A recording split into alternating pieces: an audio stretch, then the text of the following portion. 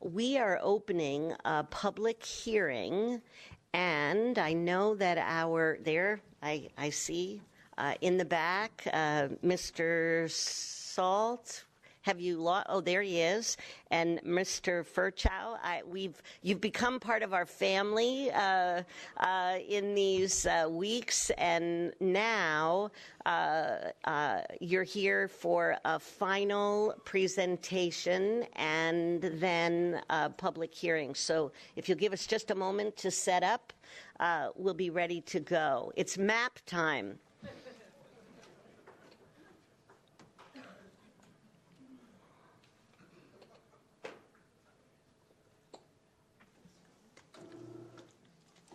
We're going to need a screen.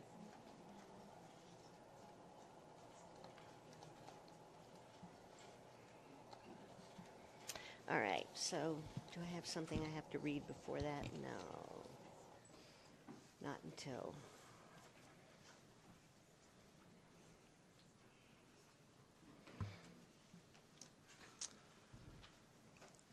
Good evening, Board President Dr. Connolly, trustees, Dr. McLaughlin, staff, community. I'm Jonathan Salt, and along with Larry Furchaw, the district's demographer, we're here to have our final public hearing regarding the district's map options for its transition to a by-trustee area election system. All right. Well, thank you. Dr. Connolly, members of the board, my every other Tuesday is going to feel a little less complete, I'm not going to lie, without making the drive here. But we'll go through this and hold back the tears. This is just an overview of the district's population as of the 2010 census on the left. Again, 135,000 residents as of 2010. These folks will be counted again in 2020, which will be used to inform any changes to the maps following the 2020 census. The table on the right is the citizen voting age population, or CVAP, as a sampling or an estimate based on a sampling of households and looks at people who are 18 and over and citizens of the United States. So we use that looking at Federal Voting Rights Act protections as we draw these areas.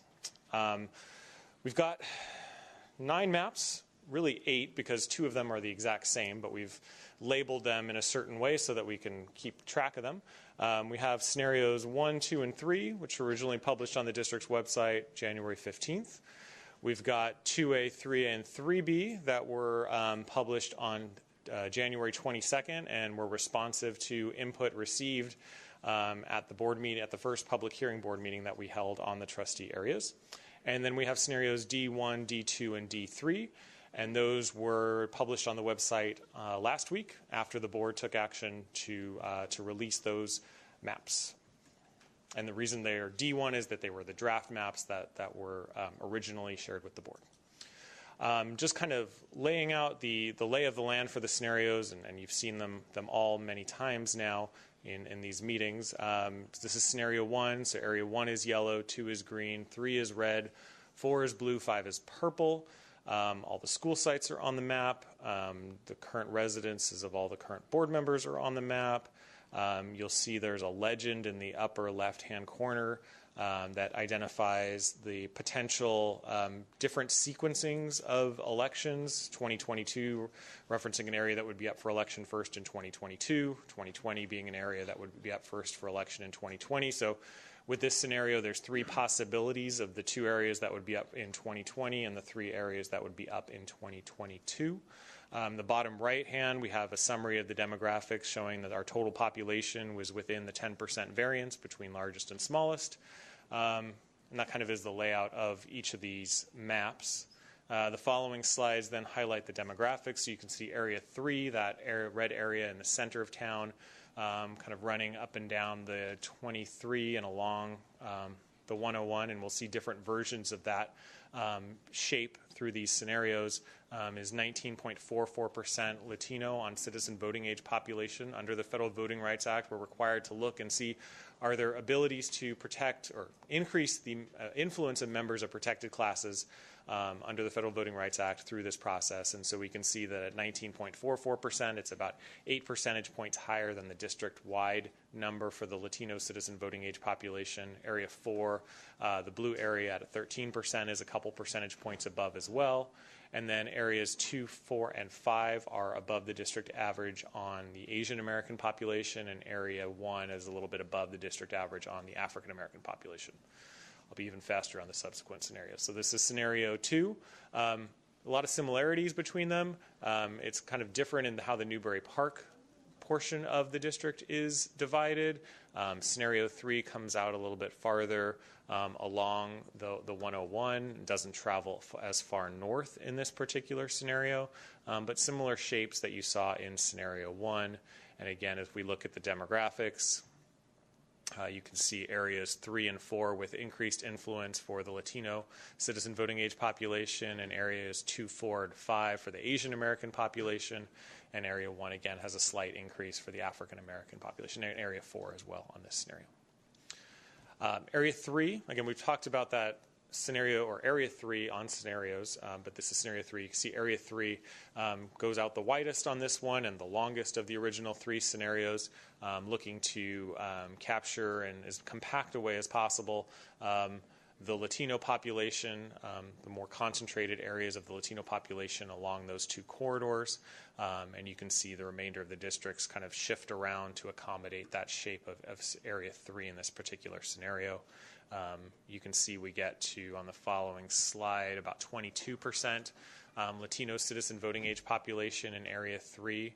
To really maximize that as much as we can in this particular scenario, and we have areas 2, 4, and 5 where we have increased Asian American influence, and areas 1, 3, and 4 with just a slight increase in the African American population citizen voting age.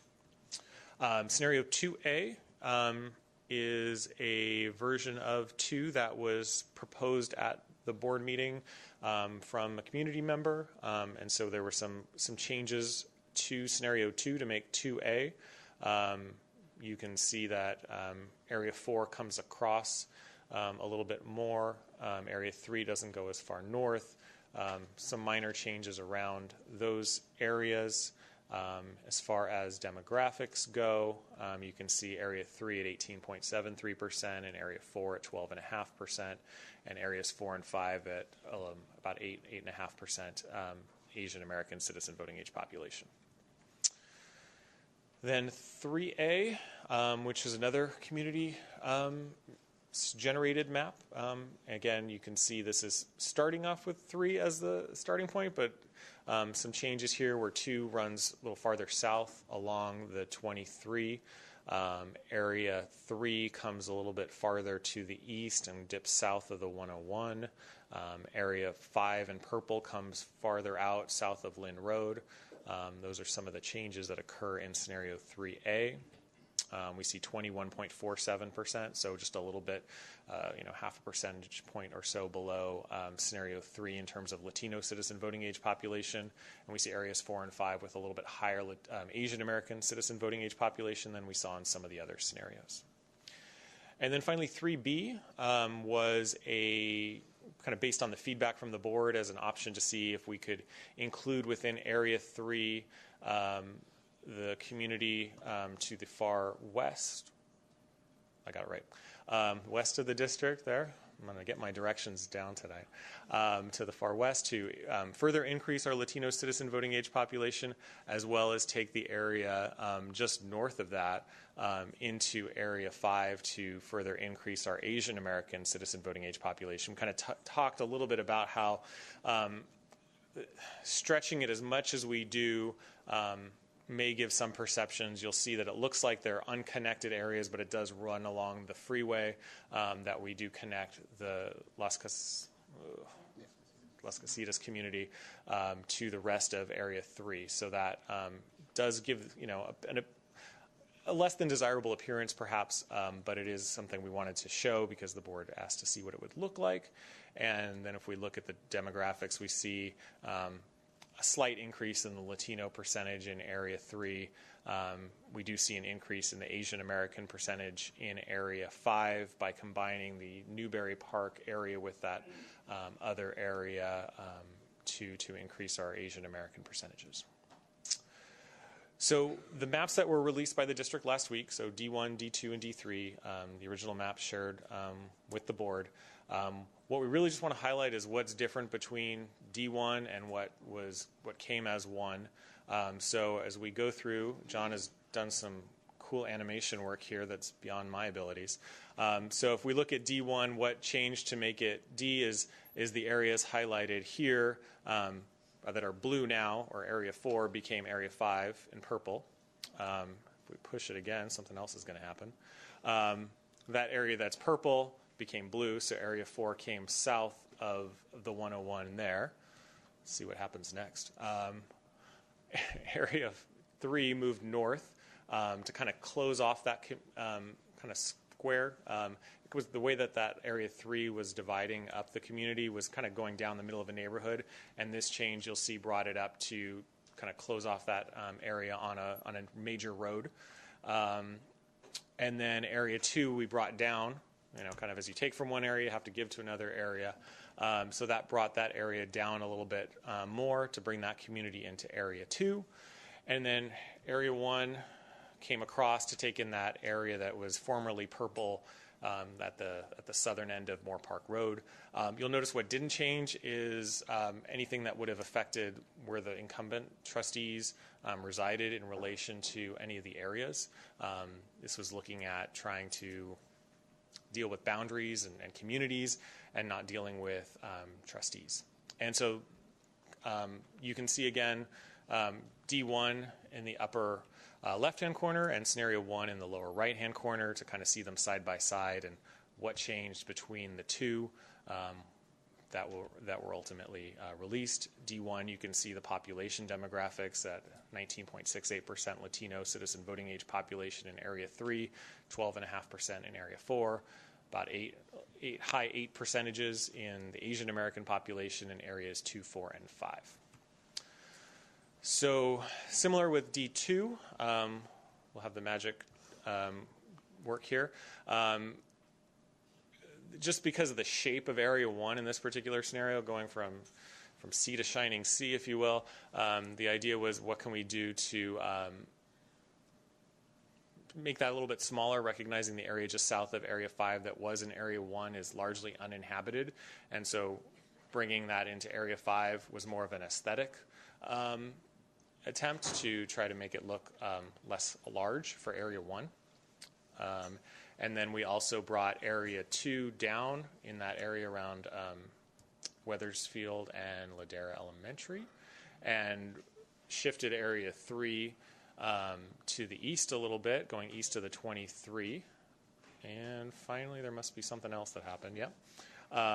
Shortened the extension of Area 3 as it was heading towards Westlake Hills Elementary School, shortened that, brought that into Area 1, and drew Area 1 up a little bit more. And so you can see the differences here, again, looking at cleaning up lines as it relates to communities, neighborhoods, aesthetics, but again, not changing where incumbent board members were placed within the various areas.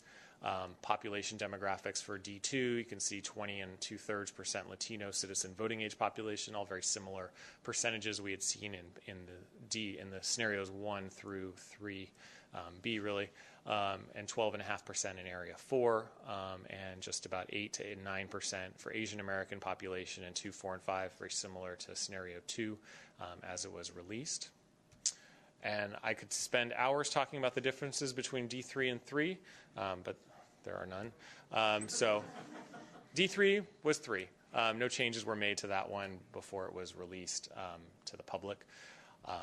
So with that, I'll turn it back over to John. Thanks. Again, I know I've said this at every meeting, but these maps don't change the school attendance boundaries. It doesn't change how the district should be governed. Each board member owes a fiduciary duty to the entire district, not just the area that you will ultimately become elected from. And just again, this is the item for this right now is the public hearing. So folks are invited to make comments about what maps they like or don't like. This is your last chance to do that because in a few minutes, the board will potentially pick one of the map options. So feel free to write or let them know which ones you like or don't like and what sequencing you'd prefer to see if there's an option that you like that has multiple sequencing. And again, there have been a handful of meetings. All of them have either been required or permissible. Our office scheduled them because we are making sure we're following with the law. So again, there's 9 or 8.5, 9 options, I guess, depending on how you look at it. available now, and we'll see what the board decides tonight. Thank you, gentlemen. Mrs. Feldman, we have 11 public comments, 12. Do you need to see that first, or are you good? Yeah. 12, 13? 13, we're still well under 25, so let's go. I've got Chase Rashid, followed by Barbara Sponsler, followed by Mark Diniakos, followed by Gina Muscatel.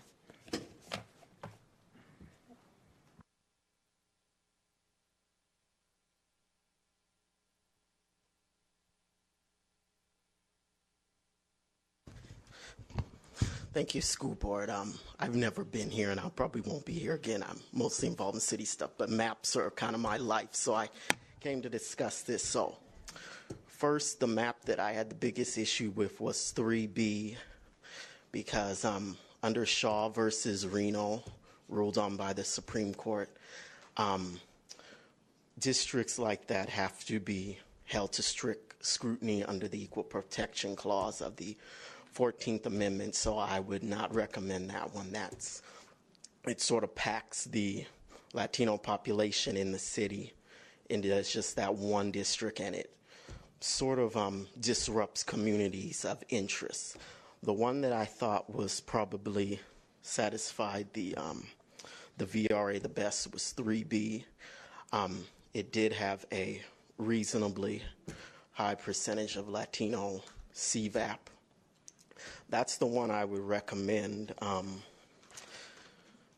But other than that, I think it was 2A that would have satisfied communities of interest a little better. The CVAP was lower, but if you don't pick 3, not 3B, I mean 3 was the one I said, the first one. 2A would be better because I believe it divided Newbury Park a little bit less, but 3 and 2A are good maps. 3B, no. Thank you. Thank you. Next up, Barbara Sponsler, followed by Mark Diniakos. Barbara Sponsler, members of the board. You've already heard this, but I need it to be public. I have concerns there are backroom deals and quid pro quo going on with the new by-trustee area process. Jenny Fitzgerald's bizarre reaction at the last CVUSD board meeting raised eyebrows when she snapped at Sandy Everett for Sandy trying to point out the leader, Mary Ann Van Zyl, the leader of the Conejo Together involvement with the maps. Many are aware that this is a PAC. Conejo Together is a far-left political action committee which raised tens of thousands of dollars in order to get 3 board members elected, to which Betsy Conley was a substantial donor. I don't think the amount was contributed was really substantial in my mind, but that's compared to others, it was. This is something the public should know and has the right to know. Do these board members feel obligated to the PAC? I believe so. It is imperative the CVUSD board be transparent regarding the maps from closed session and to also be transparent regarding any discussion that took place about the maps in the closed session. It would have been nice if we had copies of the maps too. It is imperative the CVUSD board be transparent regarding the maps from closed session and to be transparent regarding any discussion that took place about the maps in closed session. Our grandson attends these schools, and I do not want any funds you should be using to educate the children to be wasted on a lawsuit because this process is extremely corrupt. I am disappointed this new board went around the community telling voters they would bring good governance to the CVUSD board, and now are you being secretive, manipulative, and controlling? You are absolutely not considering what is best for our children's education. You are only concerned about your power, your egos, and not our children. I am not surprised by your actions, considering the lies and false statements you spread around the committee during election time, before, during, and after. Please make the correct decision by making the maps and any future discussions or changes to the maps public as should have been public from the beginning of the process. These maps must be made public, must be televised to educate the whole community, not just the board and CVUSD leadership. The community is watching and expects you to make the correct decision for the best education of our children.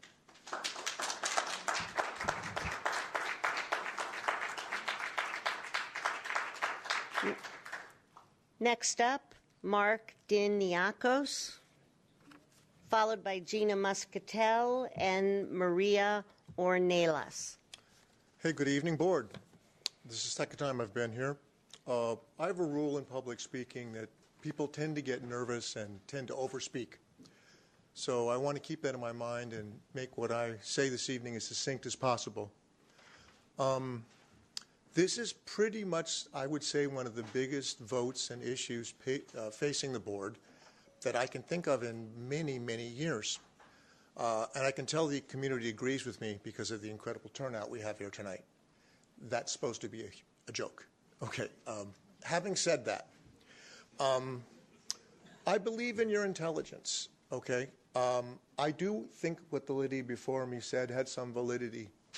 Although I voted for Mr. Gorbach, Ms. Fitzgerald, and Ms. Goldberg, I would like to ask you folks this. Be good winners. There are folks who are disgruntled at what proceeded before. The tumultuousness of last year, the tension, my God, you cut the tension in this room with a knife. Don't be that, okay? I have a lot of empathy for Ms. Everett because she is on the tail end of what probably is going to be a lot of 4-1 things. I'd like to ask you if you'd keep that in mind. I never thought I would waste a breath speaking about Ms. Everett, considering the things about the guidelines and stuff that occurred last year. But you know what? The winds have blown this way, and here I stand. On these maps, use your brains. They look like they're pretty good. I think these guys did a pretty good job. I chatted with them in the parking lot, a meeting 2 weeks ago. Were I picking, I think I would pick 3A. Thank you. Thank you. Next up, Gina Muscatel. Good evening. I'm a mom and have been connected with the CVUSD for the past 16 years with one remaining junior at Westlake High School. I'm here to talk about maps, but I first would like to personally thank Trustee Fitzgerald for her words at the last school board meeting. All of us in this community should feel comfortable speaking here without fear of reprisal. Thank you for supporting us. I also want to thank the board for their transparency regarding the process of creating new trustee voting area maps. I thought I would take this opportunity to voice my opinion, as I believe that scenario 3A map to be the best choice for our district. This opinion is based on an increase in Latino voting power, its keeping of communities of interest together, it evenly distributes schools among trustee areas, which I think is important because this minimizes the number of voters who will be voting for trustees while their children may attend schools outside their trustee areas. And fourth, this map respects voters' wishes from the 2018 election. Thus, I hope you will consider voting tonight for our scenario 3A. Thank you. Thank you. Next up, Maria Ornelas, followed by Sue, yielding time to Vadim Manzos. Again, good evening, board, audience. My name is Maria Ornelas, and I'm a resident of Newbury Park. I'm here to thank you for your work in transitioning to a by-trustee area election system. This step will ensure the constitutional protection afforded to every person by the California Voting Act's right, as it is implemented to cover underserved communities. I'd like to thank the people who spent countless of hours going over the maps, as well as the the larger community. In my opinion, scenario 3A makes the most sense. And I like to say that tonight we stand on the shoulders of giants. The many thousands of giants of African Americans that many whose lives were taken to make sure the passage of the 1964 Civil Rights Act. That made possible the California Voting Rights Act. And being February, I thought I bring that up and thank those who have come before us. Thank you. Thank you, and thank you for your patience. Sue and Vadim, come on up. I'm Sue, and I'm yielding my time to Vadim. Good evening. It's now public information that despite the emphatic denial of any discussion of maps and boundaries outside of public eye, the demographers unethically presented their original boundary maps proposal to the school board in closed session instead of an open session, in direct violation of transparency they promised the public. Confidential information pending litigation may be discussed in closed session, but discussion of the boundaries and change requests to the maps must not take place behind closed doors. I'm afraid the board violated the Brown Act. It looks like gerrymandering in closed session when we were promised transparency. The demographers promised when map options are created and released, open session is where map options are discussed. And Dr. McLaughlin, the superintendent, emphasized this is pure public comment, and the board discussion, my staff and I are out of it 100%. Am I right? Okay, someone is not truthful. We know maps were shown and discussed in closed session. Why is the public being lied to? In addition, there is a community political action group, Conejo Together, that raised tens of thousands of dollars during November 2018 election cycle to elect the 3 newest board members. We all know them. The leader of the group, Marianne Van Zoo, I'm sorry if I butchered the last name, has been consistently offering recommendations to the demographers during the board public hearings on the matter about where to draw boundaries for the new trustee areas. Van Zule and her political group are trying to significantly influence the boundaries. This includes submitting maps to the board at open session on January 22nd, and then President Betsy Connolly directed the demographer to add those maps to those being seriously considered by the board. The political action group that helped get the 3 newest board members elected should not be drawing up maps for the same board members to vote on. So I have some questions. How much are we paying for to demographers? Then who hired them? Was it the superintendent, the board president? How much work does this law firm do for the district? Is it the demographer, its best interest to please the superintendent and the board? These maps look gerrymandered, so I would like to answer all of these questions, to get these questions answered. And do I have a second yet? Since I've been here in the country from Soviet Union since 1990, I see how this country's changed, how it's changed so rapidly in 29 years.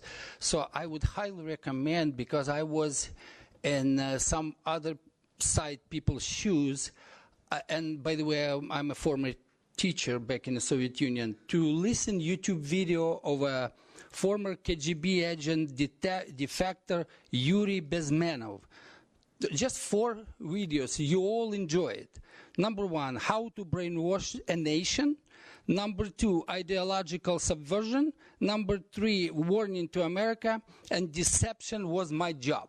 So it was these videos he did back in Canada, I believe 35, 37 years ago. You'll be shocked what you're going to hear. That's exactly what's happening now. It comes from KGB and Communist Soviet Union. Thank you.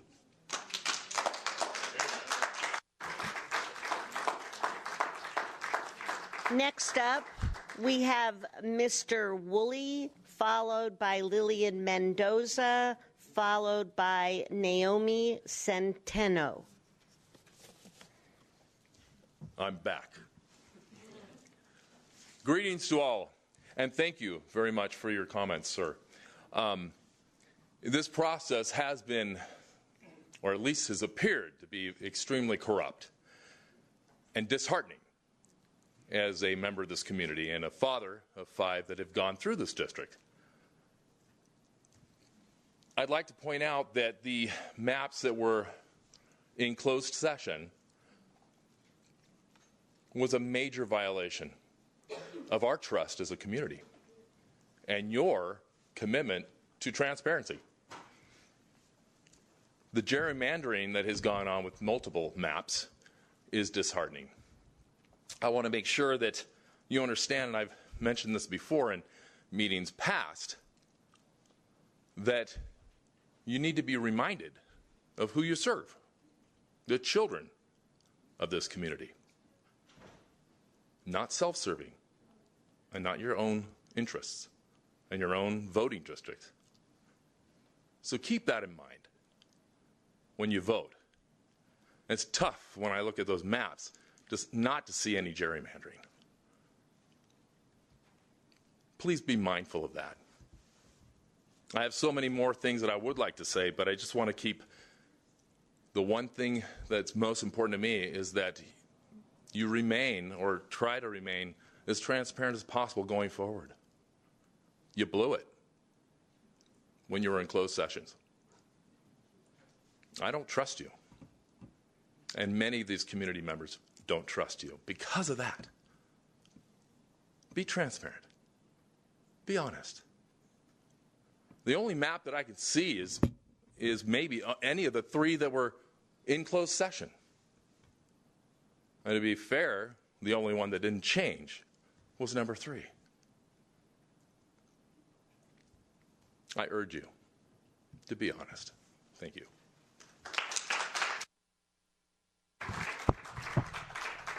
Lillian Mendoza, followed by Naomi Centeno. Good evening, President Connolly, trustees, superintendent, and community present. My name is Lillian Mendoza. I'm Adelante Comunidad Conejo president, and I've been a parent in this school district since August 2008. I want to tell you that after reviewing all the maps, Adelante decided to support map 38. And we want to thank you, all of you, for everything that you have done. We really think, Adelante, that you have been doing a transparent process. And also, Adelante feel that the implication of these maps will bring positive change, not just for Latinos, but for every member in this school district. So thank you for that. Thanks. Thank you. Naomi Centeno, followed by Claudia Vallejo, followed by Carla Llanos. Hello, school board trustees. My name is Naomi Centeno. I'm a senior at Thousand Oaks High School. I'm here today because I've been made aware of the conceptual trustee area maps, and after learning about each map and carefully considering each, I feel that map 3A is the most effective for the community and that it will provide Latinos with a voice in the community and within the school board. So therefore, I hope that everyone will carefully take this map under consideration. Thank you. Thank you. Claudia Vallejo. Good afternoon, trustees. My name is Claudia Vallejo. I'm a senior at Thousand Oaks High School, and I am passionate about the trustee area maps concerning our school's community. I stand by Map 3A as the most effective choice as it serves equity. As a Latina, I hope to see change and representation for minority groups in the near future in our school board voting. I'd like to thank the school board for being welcoming to students, and I hope to see more students being active and involved. Thank you for your time. Thank you. Carla Llanos, followed by Linda Carl, and last, Lori Jacobs. My name is Carla Llanos. I'm the Vice President of Adelante Comunidad Conejo, and this is my first time here, and I'm very happy to be here and be able to express my opinion as a parent and also as a member of the community. I appreciate a lot of the support we actually have received from the board for Adelante Comunidad Conejo, and I'm always very positive, and I think as I was learning more about the process and just reading the literature that it's out there, there's always a silver lining, and I think, if anything, this is very positive for the Latino community, and I hope that, and we as a group, we support MAP 3A, and I hope that you guys look into it and consider this as a good option for our community and our kids to be represented in the district. Thank you. Thank you. Linda Carl, and then Lori Jacobs.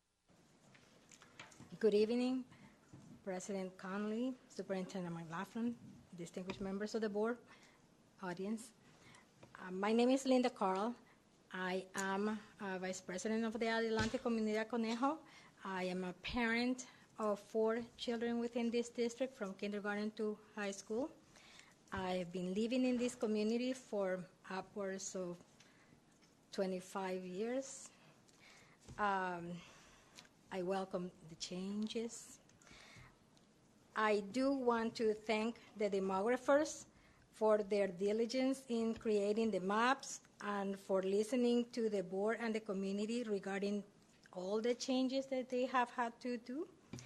I thank the board for their transparency. I do believe in the process. I wrote it in Spanish. I'm going to try to read it in English. I did have plenty of opportunities to review the maps and go back and forth. And believe me, it can be dizzying seeing all of them. But after all the examination of all of them, I do support the MAP 3A. We sat as a community group and we looked at them and we agreed 3A is the one that we support. As an individual, I do support MAP 3A. For me, I like it because it offers a greater opportunity for representation of the Hispanic population. It does have an equitable division of the schools. I wrote it in Spanish, I'm sorry. Of the schools of the district, as well as the Hispanic population throughout the district. And aside from all of that, in my understanding, that is the map that abides by all the requirements and on the stipulations of the demand that the district is trying to satisfy. Thank you. Thank you. Lori Jacobs.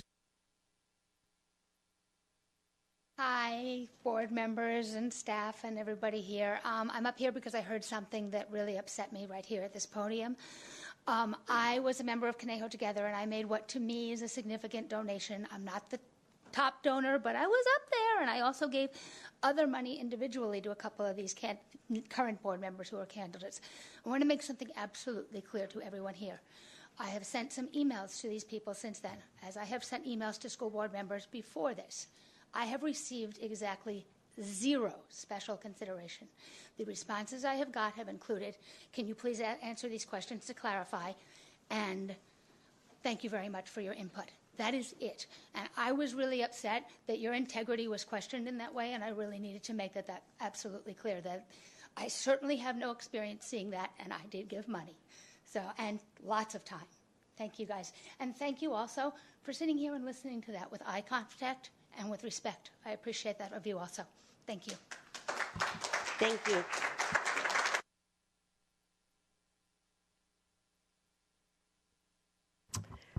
So, there being no further public comments, we're still in the hearing period. It is possible, based on past practice, for board members to comment during the hearing process. However, perhaps not necessary because we are moving on to an action item, which is approval of the final trustee voting area plan. So if you would like to comment during the hearing process agenda item, I will accept those comments now. Mrs. Everett. There was some questions asked for the demographers. Would that be during the public hearing? Are you asking whether the demographers could answer the questions that were asked by a member of the public? Is that what you're asking? I thought that's what the public hearing for was. It is possible to do that, and we can call our attorney and our demographer up to address any issues raised that are within the scope of their area of expertise. Thank you. Thank you. I don't remember exactly everything, so I'll do my best. A couple of the things that I heard were, I guess, how the demographer was hired. We've hired Cooperative Strategies as legal expert to help assist in the map drawing process. The community has seen every map that I've ever seen. And in terms of the gerrymandering comments, there's not one map where all board members are quote-unquote safe. There's at least one pairing in every single map option. And as Mr. Furchaw mentioned at the either the last meeting or the meeting before, it would have been easy to gerrymander had he drawn the yellow line up and included Trustee Fitzgerald in there where there's nobody. He didn't because it didn't make sense. In terms of, I guess I don't remember what else was said. So if you want to help me remember, I think. I took notes. I'm not sure if I got them all. Let's see. I think that he asked how much the district is paying you. I'm not sure. That's above my pay grade at the firm. I don't know. Is there an hourly rate or? I think my hourly rate is in the low 220s, but I don't know offhand. Again, that's above my level at the firm. And approximately how many hours have you both spent? Well, we've come to a lot of board meetings. I don't want to throw out a guess. I'm not sure. Cooperative Strategies is contracted separately. That was board approved prior to our engagement on these services. I believe our contract amount was about $18,000 as a flat fee, no matter how many board meetings I get to come to. So that was our fee. So about $18,000 plus attorney fees is what I this believe process. the district did a request for proposals and evaluated 2 firms in this process to get the most cost effective, hopefully. Okay. And do you, or the superintendent, I guess, I don't know who the questions, who hired them? The board would have approved all contracts. So did we, I wasn't at the interview. We didn't do interviews. I could have Dr. Hayek jump in, but any contracts that would have come through this law firm and with this demographer, the board would have approved. On the consent agenda? I don't remember the discussion either. I don't remember. I don't recall where on the agenda it was, but we did evaluate 2 proposals, and we decided to go with Cooperative Strategies, 1, because it was cheaper, and 2, Cooperative Strategies was who completed our demographic study 2 years ago, and they knew our community well. So we thought that would give a greater opportunity for them to be more involved in because they knew our community from the demographic study.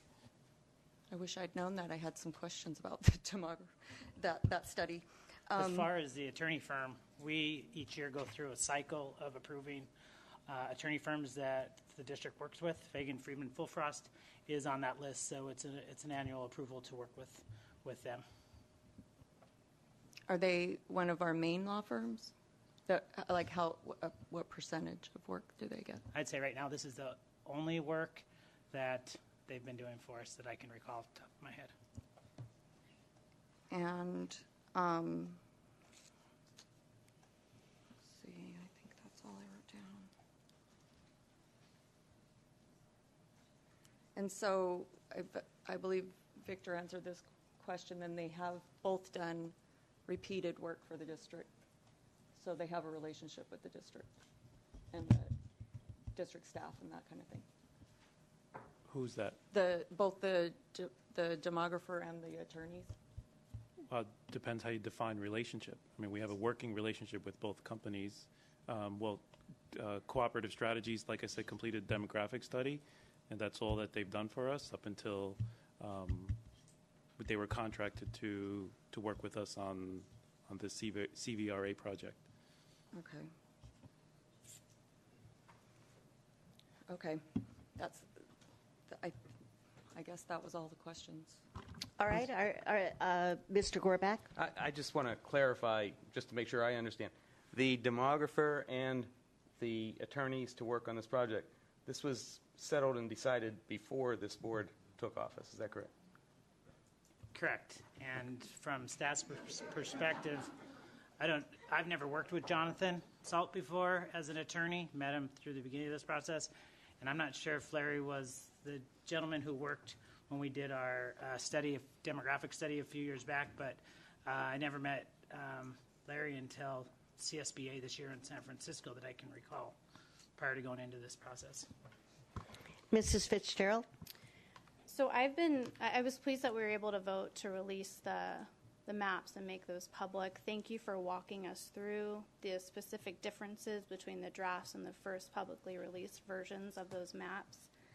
I think it would be helpful, Mr. Salt, if you can explain the reasoning for putting the first version of the maps in closed session, just for the public's understanding of that process and why that decision was made.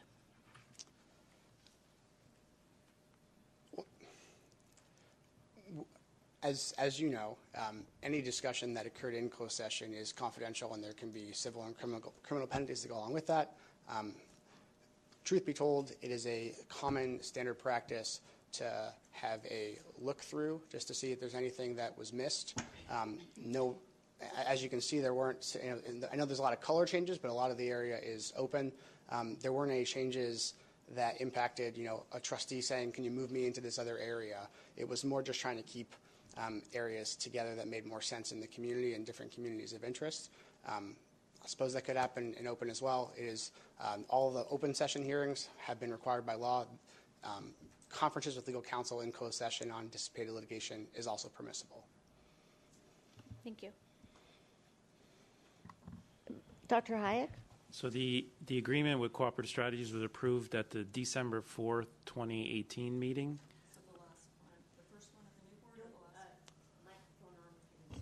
Is that the first one of the new board or the last one of the old board? I don't. That was the last. Last of the old board.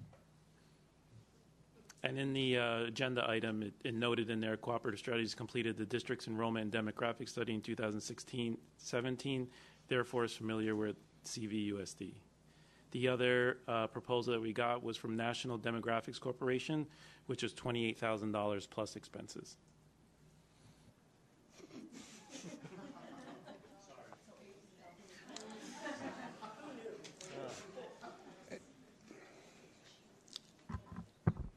All right. Let me thank you, gentlemen. Really appreciate it.